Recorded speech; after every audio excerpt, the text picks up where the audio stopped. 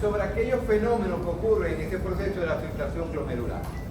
Creo que quedó bastante claro en la clase pasada lo que son las fuerzas hidráulicas, como lo describen los libros, que son las fuerzas que se generan a ambos lados del capilar para que se produzca ese proceso de la filtración. Que habían fuerzas hidrostáticas y fuerzas coliosmóticas, que algunas fuerzas se favorecen ese proceso de la filtración y algunas fuerzas se oponen. En la clase, al finalizar la clase pasada, me mostraban una diapositiva que yo publiqué cuando di la parte de líquidos corporales, donde me decían, pero ¿cómo es esto? Porque usted me da otros valores. No, esos son ejemplos de cosas que pueden ocurrir en cualquier capilar. Pero cuando explico lo que representa las fuerzas hidrostáticas y coliosmóticas, y específicamente coloco las presiones, es lo que estamos hablando en esta clase. Por ejemplo, repito nuevamente, es esto. Estas son las presiones que están ocurriendo a nivel de los capilares glomerulares y que favorecen o permiten la filtración. Es 100% esto. Los libros dicen que esto es lo más aproximado que hay, porque estas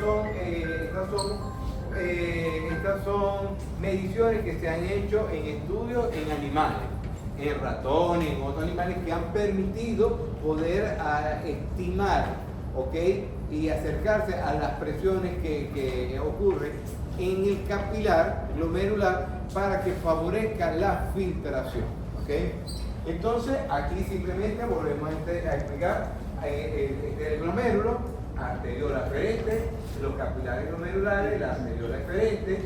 Dentro de entre estos capilares hay una matriz mesangial, esa matriz que prácticamente cumple una función de soporte entre los capilares, que tiene unas fibrillas que pueden ser de actina y miosina que conectan las membranas basales de los capilares, y de cierta manera tiene un efecto como favorecer la contracción o no de esos capilares que están internos, y que por fuera de esta tenemos una cápsula de bomba.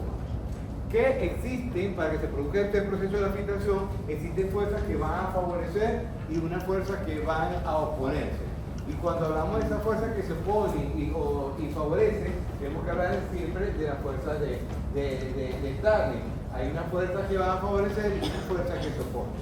Fuerzas que favorecen tenemos la presión hidrostática, que es la presión que vamos en presión hidrostática del capilar.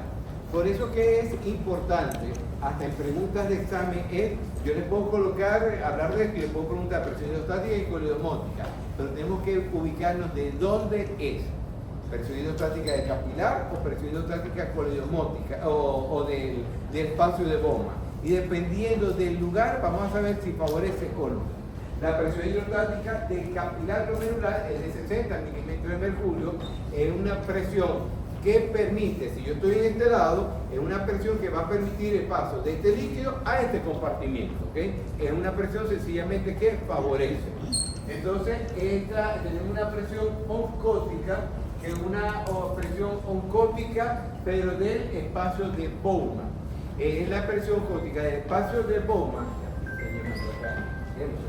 Una presión oncótica del espacio de Bowman, que decimos que la presión oncótica del espacio de Bowman es aproximadamente 0 o muy cercano a 0, porque como no se filtra proteína a través de ese capilar, no vamos a encontrar muchas proteínas dentro de ese capilar, dentro de ese espacio, y es una fuerza que favorece, pero como es 0 prácticamente no ejerce ningún efecto.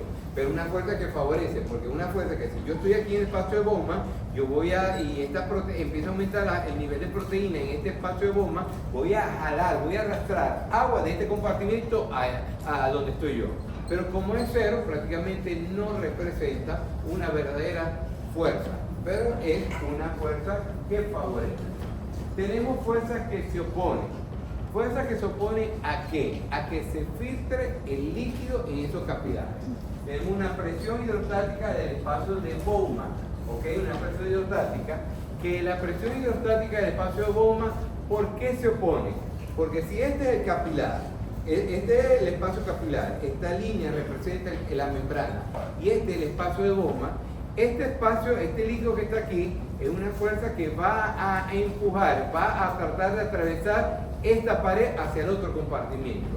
Pero como esta presión es menor a la que está ocurriendo en el otro compartimento, es simplemente una fuerza que no favorece, sino se opone. Porque es una fuerza que quiere irse para acá, ¿ok? Hacia el lado contrario. Y tenemos una presión oncótica del capilar glomerular, que es de 32 milímetros de mercurio, que es una fuerza prácticamente que se opone al filtrado. Porque si este es el capilar glomerular y empezamos a aumentar el nivel de proteína, todo ese nivel de proteína o de soluto que se va a encontrar en el capilar es una fuerza que va a ejercer arrastre el líquido a este compartimiento. Va a impedir que el líquido que está en este compartimiento atraviese la membrana y pase a un compartimento continuo. ¿Ok?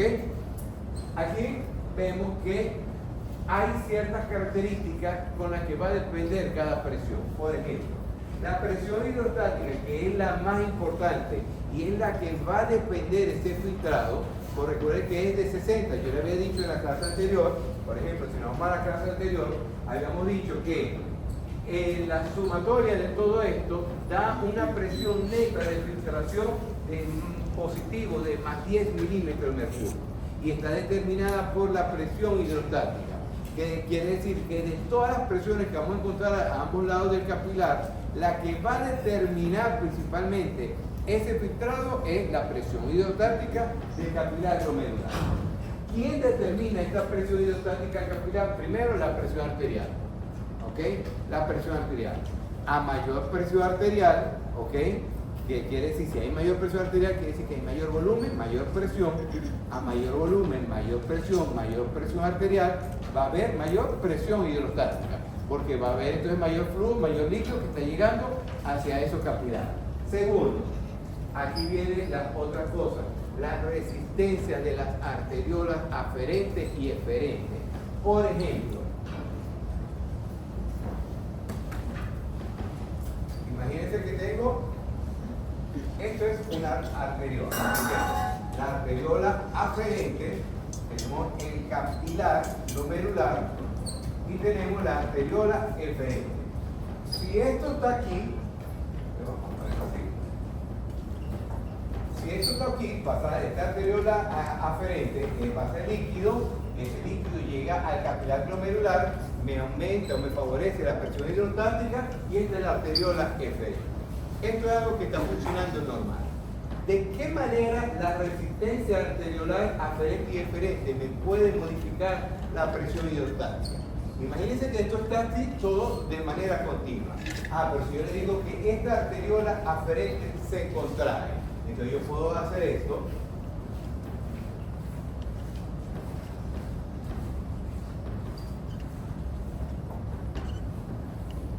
¿Dónde está más dilatado? ¿En la arteriola eferente o aferente?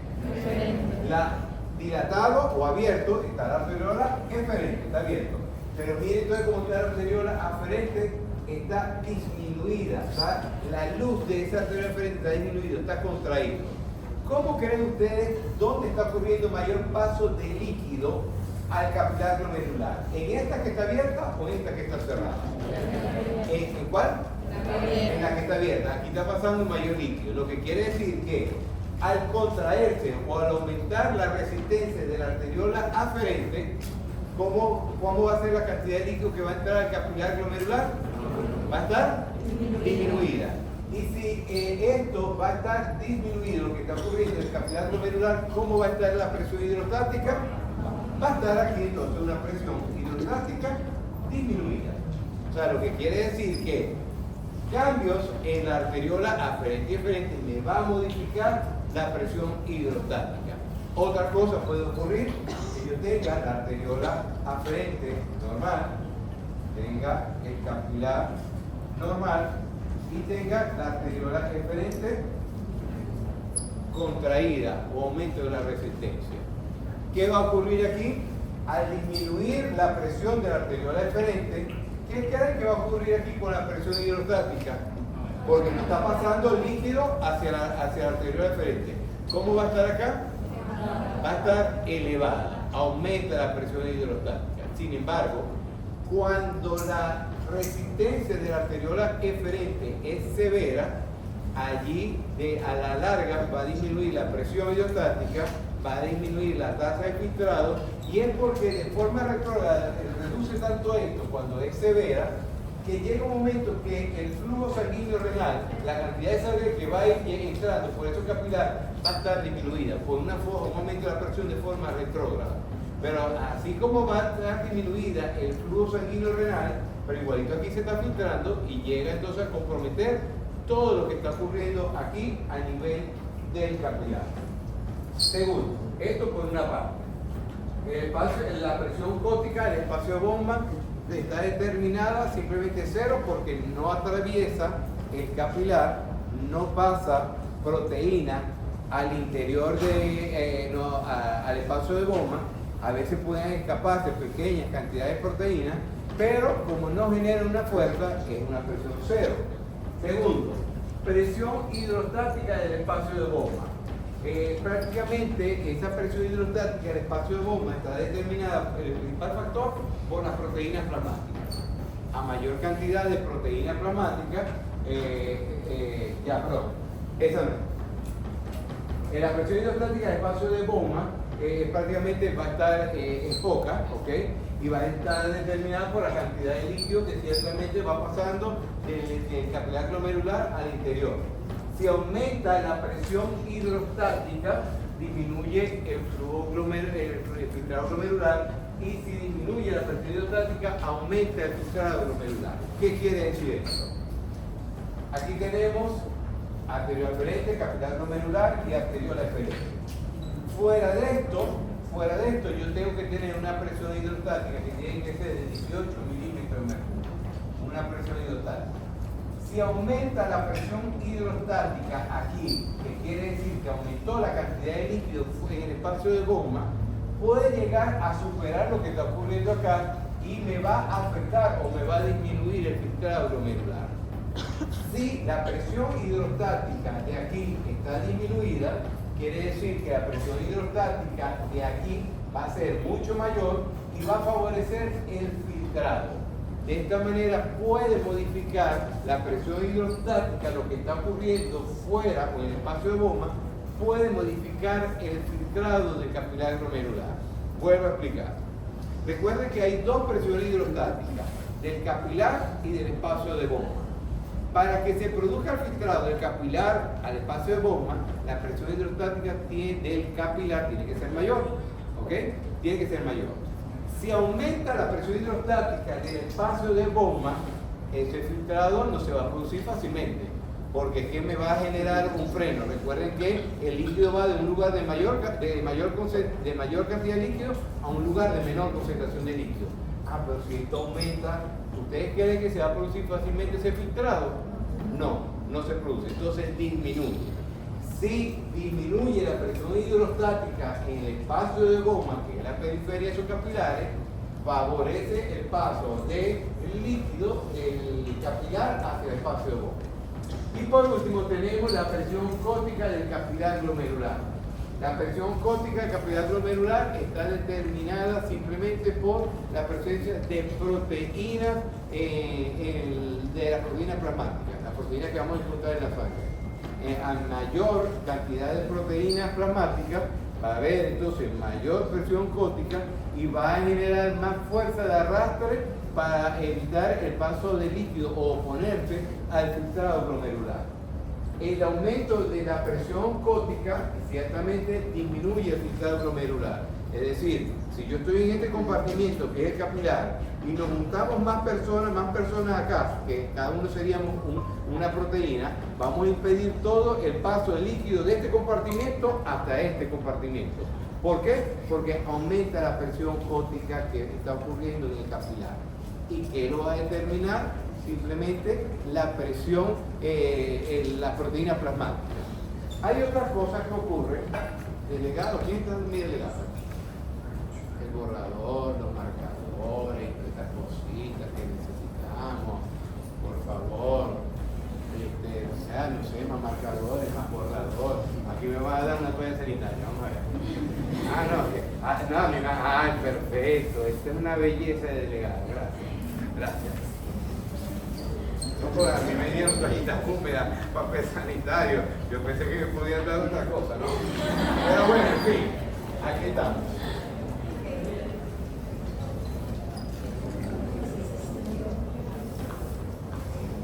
Si yo tengo esto un capilar, esto es un capilar glomerular, ¿ok? Y aquí tengo líquido y proteína. ¿Qué creen ustedes que puede frenar después del filtrado? Y eso ocurre fisiológicamente, ocurre normalmente. A medida que va pasando el líquido por el capilar, va saliendo líquido, ¿verdad? O el agua. Va saliendo líquido por todo esto a medida que va pasando por el capilar. Cuando está terminando de pasar esa sangre, ese plasma por el capilar, ¿qué creen ustedes que está creando aquí al final de ese capilar cuando va a entrar a la arteriola eferente? Con respecto a la cantidad de líquidos y solutos. Al final de ese capilar, antes de entrar a la arteriola eferente. ¿Cómo creen ustedes que está la cantidad de solutos acá? Está alta, ¿ok? Entonces, quiere decir que aquí va a estar más alta. Entonces, si yo les digo, ¿cómo está la presión oncótica al inicio y al final? La presión oncótica aquí puede estar en 18 milímetros de mercurio, ¿no? En 32. ¿Y cómo creen que está al final de que pasa por ese capilar? Va a estar aumentada. Que quiere decir que a medida que se está produciendo todo ese filtrado en ese capilar, a medida que va pasando, va aumentando la presión oncótica de ese capilar. O sea, que quiere decir que esos son los dos principales determinantes de la presión oncótica del capilar glomerular. Principalmente proteína plasmática. Pero segundo, todo lo que está ocurriendo a medida que ha pasado ese filtrado, se va aumentando esa presión oncótica, que es lo que va llegando hacia ese capilar, a esa arteriola eferente. ¿Ok? Entonces aquí tenemos fuerzas que favorecen, tenemos entonces la presión hidrostática, que va a estar entonces determinada por el capilar glomerular. Esas son las presiones que determinan. Miren cómo está arteriola aferente, tenemos la arteriola eferente, y todo lo que está ocurriendo aquí es el capilar. Aquí tenemos presión hidrostática. La presión hidrostática es la que favorece el filtrado, y la presión oncótica sencillamente es la que se opone. Después de esto tenemos arteriola eferente, y después vienen capilares postglomerulares. Esos capilares postglomerulares son capilares tubulares o peritubulares, que son los que van a acompañar al túbulo. Y esos capilares postglomerulares o capilares tubulares son los que van a acompañar a todo este proceso, a todo este sistema tubular. Y aquí en estos capilares glomerulares tiene que haber presión oncótica y presión hidrostática. ¿Y quién va a determinar esa presión hidrostática o la presión oncótica? La determina también estos arteriolas aferentes. Imagínense que es eferente. Imagínense, por ejemplo, que aquí en esta arteriola eferente, que es la que sale de los capilares, está la resistencia, hay un aumento de la resistencia, está cerradito, ¿ok? Hay una vasoconstricción. ¿Cómo creen ustedes que va a ser el flujo de líquido por esos capilares peritubulares? ¿Va a estar alto o bajo? Bajo. Y si está bajo, ¿cómo va a estar esa presión hidrostática? ¿Alta o baja? Baja. Va a estar una presión hidrostática baja. Entonces, al tener una presión hidrostática baja, y aquí yo estoy filtrando mucho líquido, ¿hacia dónde cree usted que va ese líquido? ¿De acá, del túbulo hacia el capilar peritubular o en su contra? Del túbulo para acá. O sea que mire todo lo que está ocurriendo, que cuando hay un aumento de la resistencia de la arteriola eferente, mire cómo modifican también lo que está ocurriendo en los capilares peritubulares. Que al disminuir la presión hidrostática, posteriormente esto me va a favorecer la reabsorción de líquidos. Porque recuerden, el riñón no solamente es un filtro, tiene que formar la orina, pero tiene que tener el equilibrio de todo el organismo.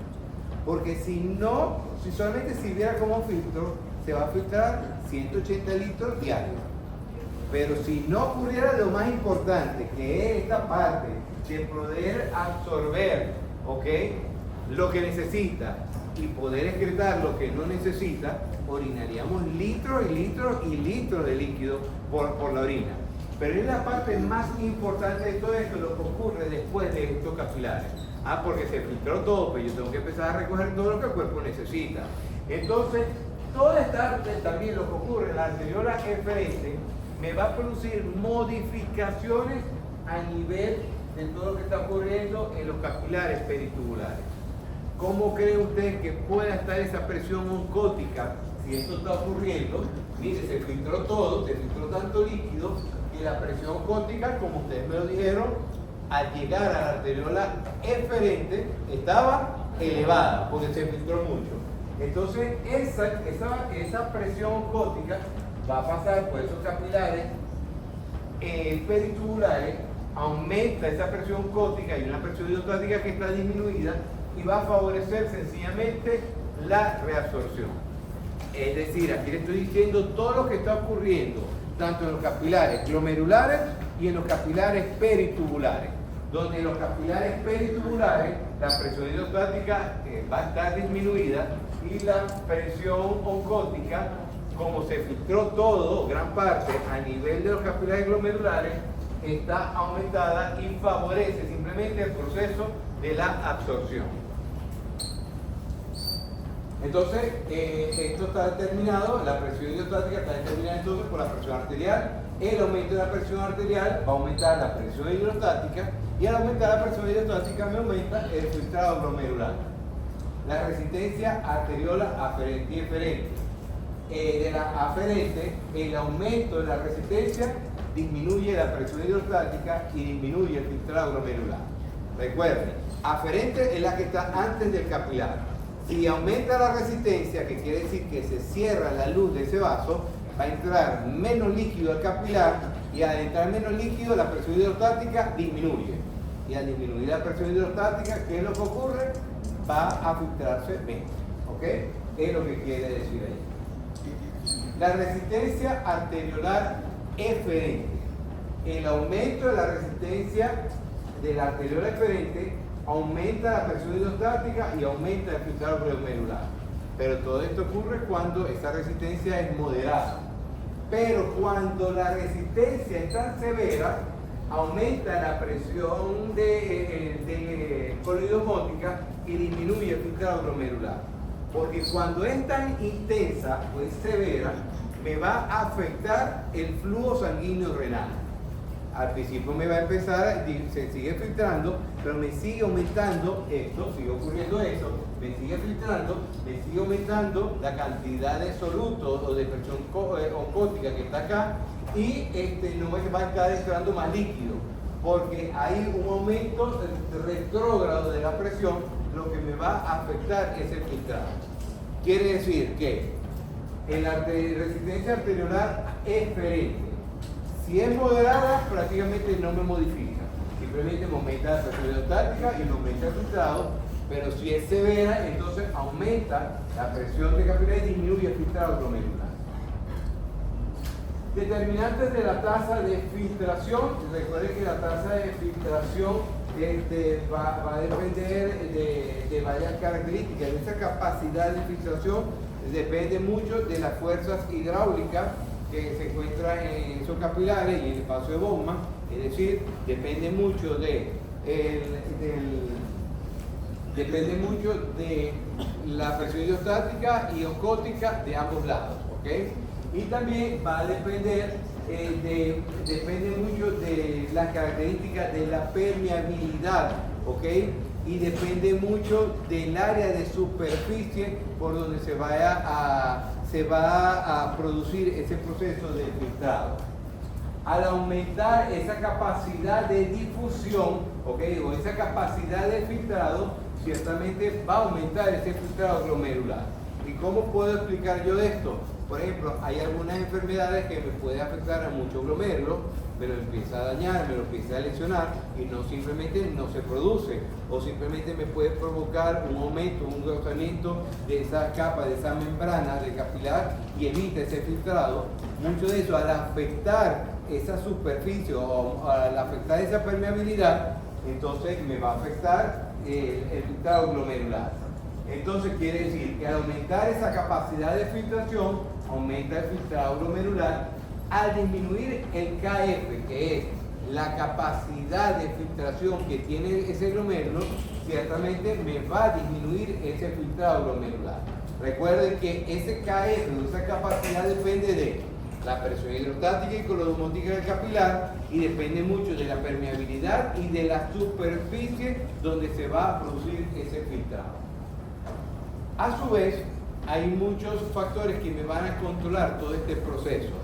Miren cómo yo les hablo sobre aumento de la resistencia, resistencia de la arteriola aferente, resistencia de la arteriola aferente. Cuando yo hablo de resistencia, simplemente vasoconstricción, disminuye la luz o no se contrae ese vaso y disminuye la luz del capilar.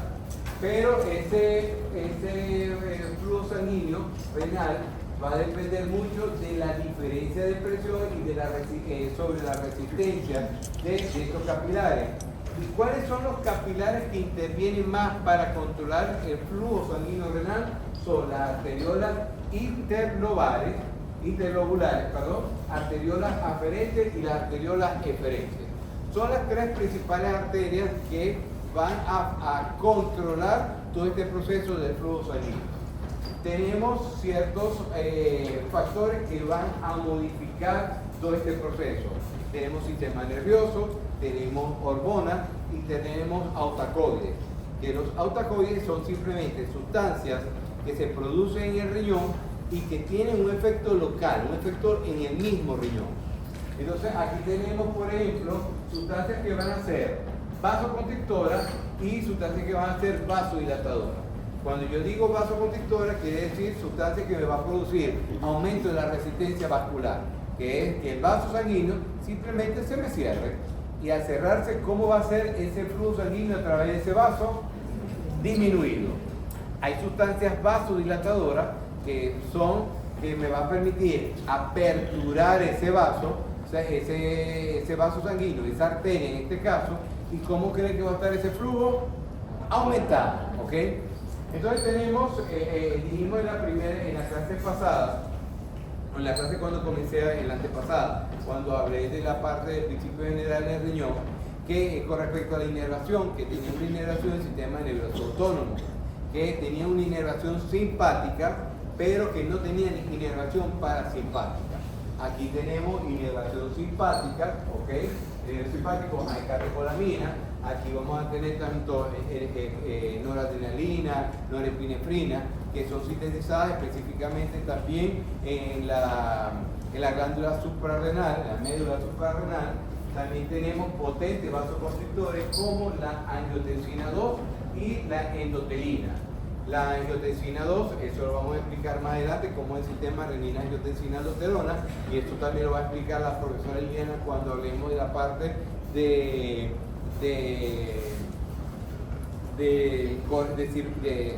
fisiología cardiovascular, pero vamos a darnos cuenta que la angiotensina 2 es un potente vasoconstrictor que va a actuar específicamente en la arteriola específica, produciendo un efecto específico, ¿ok? Y que va a estar producida en muchas células endoteliales, células vasculares. Y tenemos la endotelina, que es un potente vasoconstrictor que se produce en las células endoteliales que están lesionadas. Pero también tenemos otros que son vasodilatadores, como la prostaglandina 2, el AG1, tenemos oxionítico, que es un potente vasodilatador, tenemos bradicinina y tenemos dopamina. Entonces, eso es lo que me va a modificar o no la resistencia o no de las arteriolas para mantener un buen flujo sanguíneo. Entonces, en este proceso de regulación del flujo sanguíneo renal, y vamos a regular el flujo sanguíneo renal, pero a su vez vamos a regular el filtrado glomerular. ¿Y por qué al regular el flujo sanguíneo renal me va a afectar el filtrado glomerular? Porque si yo produzco un aumento de la resistencia de la arteriola aferente, si aumento la resistencia, la cierro poco, o la cierro, la contraigo, ¿ok? La arteriola aferente, me va a disminuir la cantidad de líquido que va a entrar en el capilar. Y al disminuir la cantidad de líquido que entra en el capilar, ¿Cómo se va a afectar ese filtrado? Porque va a disminuir, sencillamente. Pues si no le está entrando mucha cantidad de líquido o de sangre a este capilar glomerular por aumento de la resistencia, simplemente disminuye la presión hidrostática del capilar y va a disminuir ese filtrado. Entonces tenemos el sistema nervioso simpático, si es leve o moderado, tiene poco efecto. Pero cuando es intenso, simplemente disminuye flujo sanguíneo renal, y al disminuir el flujo sanguíneo renal, disminuye el filtrado glomerular. Tenemos adrenalina, noradrenalina y endotelina. Las tres son potentes vasoconstrictores. La adrenalina y la noradrenalina, o sea, digo potentes porque son muy conocidos en líneas generales como potentes vasoconstrictores. Adrenalina y noradrenalina tienen poco efecto, y la endotelina prácticamente sin efecto conocido. ¿Okay? Tenemos la angiotensina. La angiotensina es un vasoconstrictor de la arteriola eferente. Prácticamente, si yo tengo esto,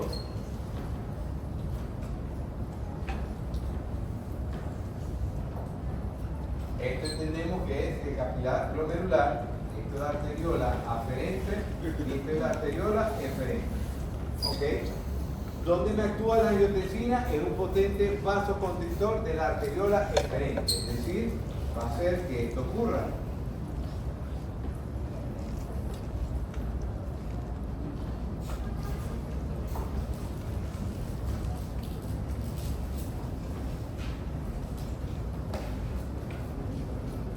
¿Okay? Es un potente vasoconstrictor de la arteriola eferente. Al producir esto va a aumentar entonces la presión hidrostática del capilar. Y de cierta manera, si es muy potente, me puede afectar ese filtrado. Disminuye el riesgo, que es otra cosa que produce, disminuye el riesgo capilar peritubular. Porque recuerden que después de la arteriola eferente viene un segundo sistema capilar, que se llama capilar peritubular. Si produzco una resistencia de esto, la cantidad de líquido que va a pasar al siguiente está disminuida. Entonces quiere decir que si después de la arteriola eferente vienen los capilares peritubulares, la cantidad de líquido o la cantidad de sangre que va a pasar por este lado va a ser mucho menor y va a disminuir entonces el riesgo capilar peritubular, y lo que va a favorecer es la absorción de sodio y agua. ¿Por qué? Porque al disminuir la cantidad de líquido que pasa por ese capilar peritubular, disminuye la presión hidrostática, pero aumenta la presión coloidosmótica, lo que va a favorecer el arrastre de líquido de los túbulos hacia el capilar. Pero más adelante lo vamos a ir explicando. Óxido nítrico es un potente vasodilatador. Simplemente favorece el filtrado glomerular. Y tenemos prostaglandina y radicinina, que son amortiguadores del efecto vasoconstrictor de las arteriolas aferentes, y aumenta el flujo sanguíneo y aumenta el filtrado glomerular.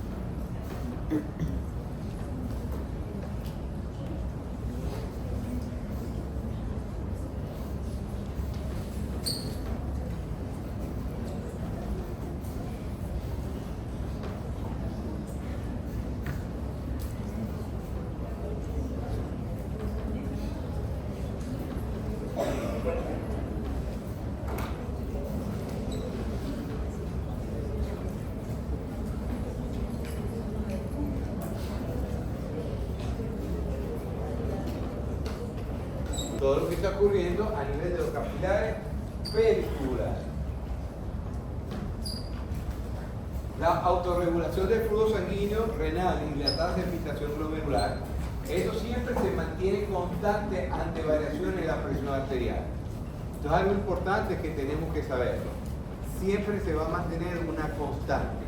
Y esa constante es de que yo puedo tener ahorita la presión arterial 160, más tarde la puedo tener 150-90, y no quiere decir que esa variabilidad durante el día, eso me va a modificar entonces lo que yo voy a estar filtrando y lo que voy a estar formando en la orina.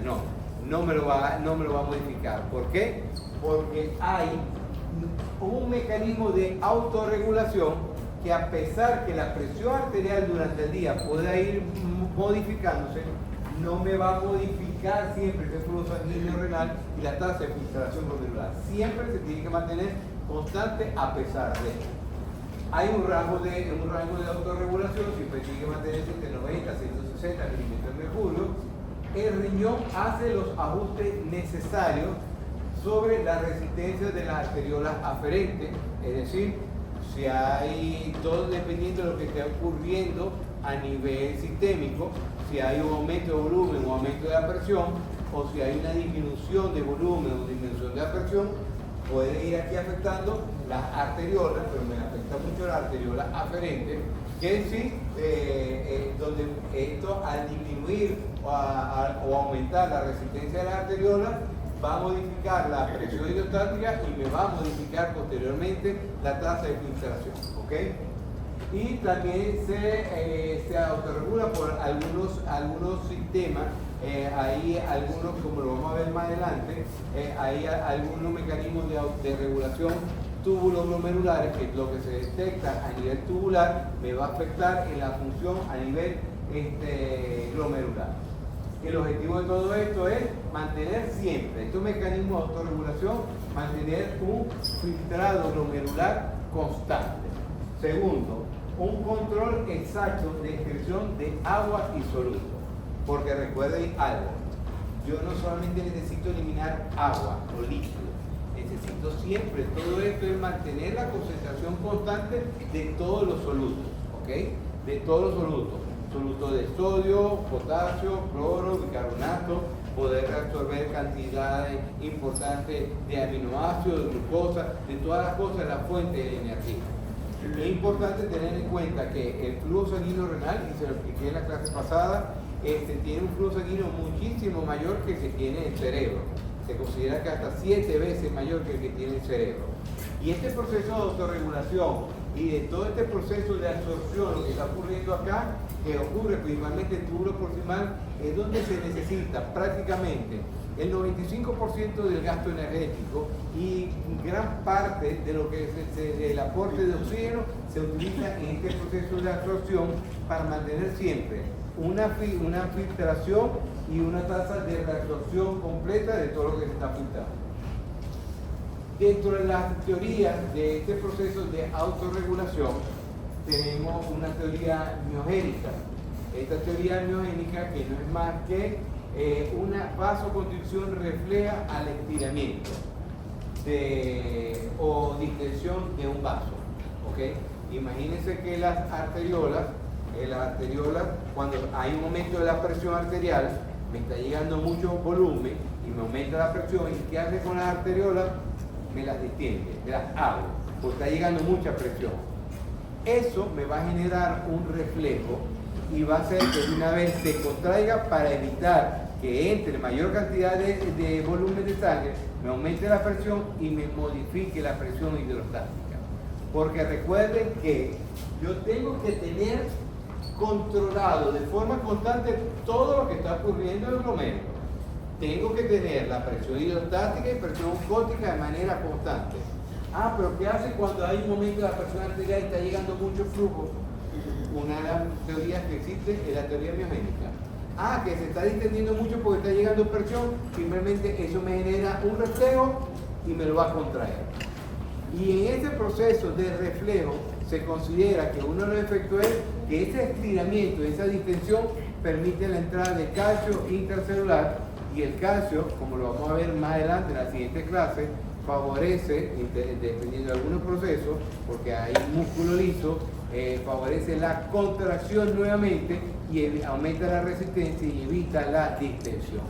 Lo que va a evitar que este aumento de la presión que está llegando, este aumento de volumen, me modifique la presión hidrostática, porque si no, llegaría mucho aquí, aumenta la presión hidrostática, va a existir mayor filtración y quizás este proceso de absorción está en capacidad para reabsorber todo lo que está llegando. Entonces aquí tiene que haber todo tipo de medidas, mecanismos de autorregulación para que el flujo sanguíneo renal y la tasa de filtrado glomerular sean normales. También hay un sistema de retroalimentación túbulo-glomerular que depende mucho de cambio en la carga tubular de sodio por la mácula densa. Aquí viene mi pregunta, ¿dónde está la mácula densa? Pero no me hables porque, o sea, entre la presbicia y la sordera, a esta edad no escucho eso. ¿Ok? Díganlo. ¿En el túbulo? No. En el túbulo distal. Recuerden que la primera porción del túbulo distal hay una célula especializada que se llama mácula densa, que junto,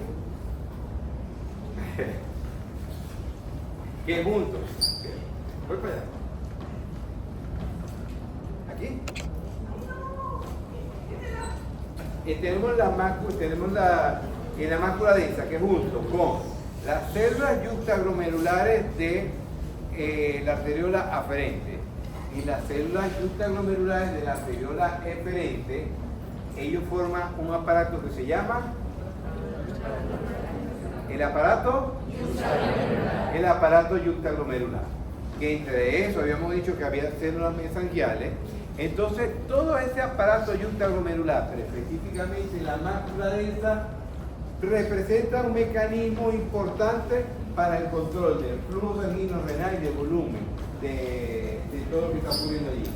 Y esa mácula densa va a detectar cambios en la carga tubular de sodio. Volvemos entonces a recapitular. Tenemos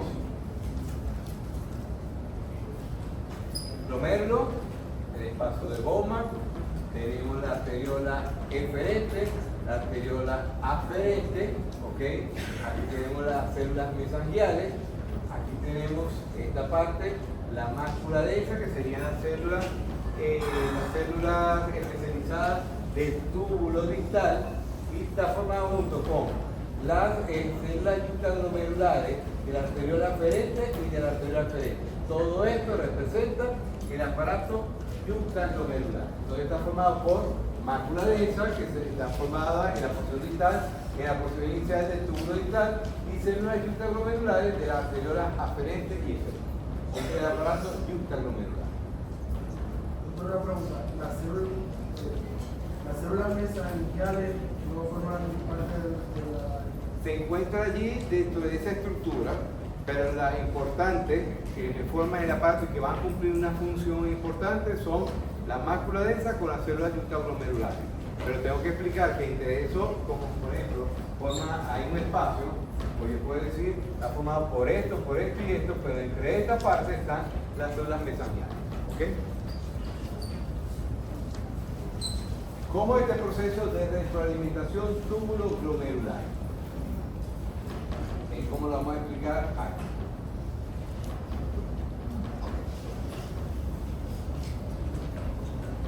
Al disminuir la presión arterial, vamos por acá.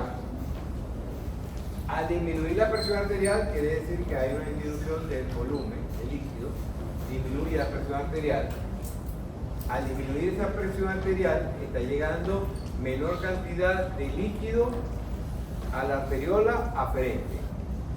Y al disminuir la cantidad de líquido a la presión de la arteriola aferente, ¿cómo creen ustedes que pueda modificar la presión hidrostática del capilar glomerular? La presión arterial, la presión sistémica, el paciente está hipotenso, ¿ok? Tiene la tensión baja, ¿ok? Entonces, esa presión arterial baja, que es lo que hay aquí, disminución de la presión arterial, quiere decir que va a disminuir la cantidad de volumen y de presión de lo que está llegando a la arteriola aferente, que es la que entra al glomérulo. ¿De qué manera eso me modifica la presión hidrostática en el capilar glomerular? ¿Me lo aumenta o lo disminuye? Lo disminuye. Entonces hay una disminución de la presión del capilar glomerular porque la presión arterial está disminuida. Al disminuir la presión capilar glomerular, va a haber una disminución de la tasa de filtrado glomerular, porque hay menos líquido y menos líquido va a pasar y menos líquido se va a filtrar porque es lo que está llegando, menor cantidad. Al disminuir ese filtrado glomerular, va a haber también una disminución de la concentración de cloruro de sodio, y eso va a ser sensado por la mácula densa. La mácula densa que está en el aparato yuxtaglomerular. Esto lo detecta y esto va a hacer dos cosas. Uno, va a favorecer la liberación de la renina, ¿ok? Al aumentar la renina, va a pasar por varios procesos, va a actuar sobre el angiotensinógeno para formar angiotensina 1, después la angiotensina 1 pasa y se activa la angiotensina 2, y al aumentar los niveles de angiotensina 2 va a aumentar la vasoconstricción en la arteriola eferente. Al aumentar, ¿qué quiere decir esto? Hay una disminución del volumen de líquido que está entrando por acá, ¿ok? Y se está filtrando menos. Todo este proceso va a hacer que aumente la angiotensina 2 y aumente la resistencia en esta arteriola eferente. Y al aumentar la resistencia de la arteriola eferente, ¿cómo cree usted que va a aumentar aquí, que va a ocurrir acá? Me puede generar un poco aumento de la presión hidrostática. Adicional, va a liberarse vasodilatadores, donde va a disminuir la resistencia de la arteriola aferente, donde al disminuir o favorecer la vasodilatación de la arteriola aferente, va a permitir mayor paso de líquido. Todo esto para favorecer el mayor filtrado glomerular. Es decir, que cuando hay este proceso y la mácula densa detecta que hay una disminución de la concentración de cloruro de sodio, produce vasoconstricción de la arteriola eferente, va a disminuir la resistencia de la arteriola aferente o simplemente vasodilatación. Lo que todo esto es para aumentar la presión hidrostática, ¿ok? Y favorecer todo este proceso de filtrado. ¿Qué ocurre acá? Todo esto, ¿ok? Entonces aquí tenemos, vamos entonces ahora lo contrario. Cuando hay aumento de la presión arterial, este aumento de la presión arterial me va a aumentar la presión del capilar glomerular. Este aumento de la presión del capilar glomerular me aumenta la tasa de filtrado glomerular. Este aumento de la tasa de filtrado glomerular va a ser detectado por la mácula densa, detecta que la concentración de cloruro de sodio que está elevada, y esto me va a generar un potente vasoconstrictor que me va a aumentar la resistencia de la arteriola aferente, ¿ok?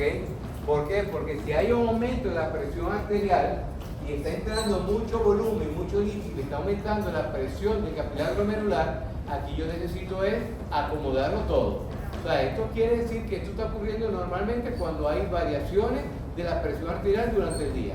Aumentó la presión arterial, simplemente me va a producir vasoconstricción de la arteriola aferente para que no esté tanto líquido y no me modifique la presión hidrostática. Que la presión arterial está disminuida, entonces produce vasoconstricción de la arteriola eferente y me va a producir vasodilatación de la arteriola aferente. Todo esto es un mecanismo para mantener constante siempre todo lo que está ocurriendo a nivel del capilar, del flujo sanguíneo, del filtrado glomerular.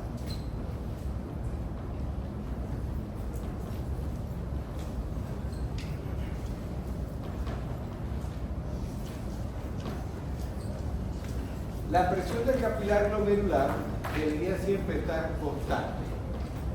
La presión del capilar glomerular hidrostática debería estar, y yo lo puedo colocar, usualmente todos los libros colocan 60 milímetros de mercurio, pero debería siempre estar dentro del límite constante, entre 45 a 60, para favorecer bien el filtrado glomerular y para que no me modifique ni el flujo sanguíneo renal ni nada de eso.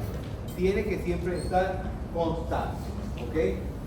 Esto siempre tiene que existir siempre mecanismos de autorregulación, y mecanismos de autorregulación nerviosos, hormonales, autacoides, todos esos mecanismos o las teorías miogénicas para favorecer que actuando sobre la arteriola aferente o actuando sobre la arteriola eferente no me modifique las presiones que están ocurriendo dentro del capilar y me mantenga de manera constante la tasa de filtrado glomerular. Así debería ser todo de forma constante, normal. ¿Ok? ¿Por qué? Porque siempre tenemos que filtrar, recuerde que se filtra aproximadamente el 20% del plasma y tiene que filtrarse 125 ml en minuto o 180 litros en 24 horas. ¿Qué ocurre? Aquí vamos a ver entonces los cambios. Cuando hay una vasoconstricción de la arteriola eferente, miren lo que está ocurriendo. La arteriola eferente, el capilar y la arteriola eferente. Si hay una disminución de la luz de la arteriola aferente, quiere decir que hay vasoconstricción, la disminución de la cantidad de líquido que va a pasar por la arteriola aferente es alta o baja. Baja. ¿Y de qué manera me va a afectar la presión hidrostática del capilar? La disminuye. Y al disminuir la presión del capilar glomerular, ¿de qué manera me afecta la tasa de filtrado glomerular? La disminuye. ¿Ok? Porque si está llegando poco líquido, la tasa de filtrado va a ser mucho menor. ¿Ok? ¿Qué ocurre cuando hay una vasoconstricción de la arteriola eferente? Si hay una, cuando es moderada, o cuando es moderada.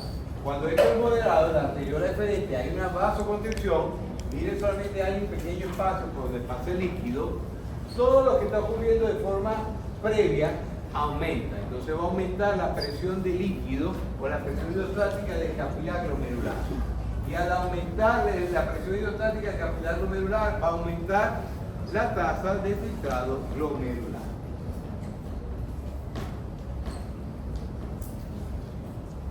Cuando hay una vasodilatación de la arteriola aferente,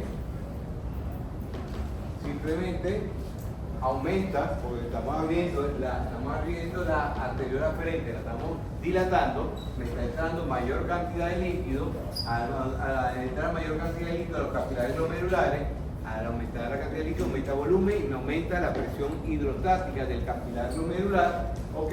Y al aumentar la presión del capilar glomerular me favorece la tasa de filtrado glomerular. Aumenta. Estas son preguntas de examen, para que sepan, ¿no? ¿Qué ocurre cuando ocurre en el capilar y la arteriola aferente? ¿Qué ocurre en la arteriola aferente? Pero ¿de qué ocurre? ¿En qué sentido? ¿Qué ocurre con la presión hidrostática?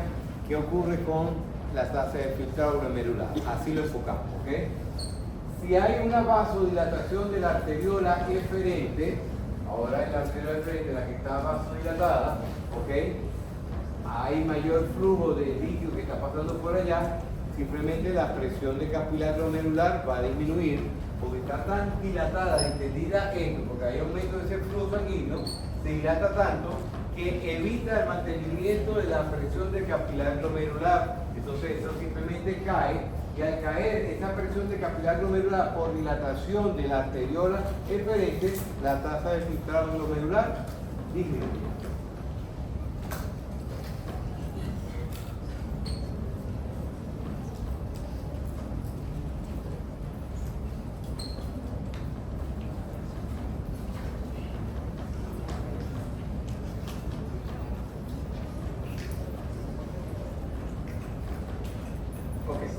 Hasta aquí la clase del día de hoy. Comenzamos para la próxima clase, para que ustedes lo puedan leer el día jueves. Vamos a hablar sobre alguna fórmula. Yo necesito calcular la tasa de la depuración. Hay una fórmula de depuración de creatinina Hay una depuración que es la que yo más utilizo, unos cálculos, pero vamos a utilizar uno calculando la superficie corporal. Comenzamos con esos cálculos e iniciamos de una vez el tema de lo que es la absorción y secreción tubular. Ya vamos a la siguiente parte. La absorción y secreción tubular la voy a dar en 2 clases, ¿okay? Que serían martes y jueves y martes. Y la clase siguiente, creo que la que voy a dar es la de orinas diluidas y concentradas. Una clase que son más compleja, que prefiero explicarla yo antes de poderme ir, ¿ok? Entonces nos vemos el día jueves.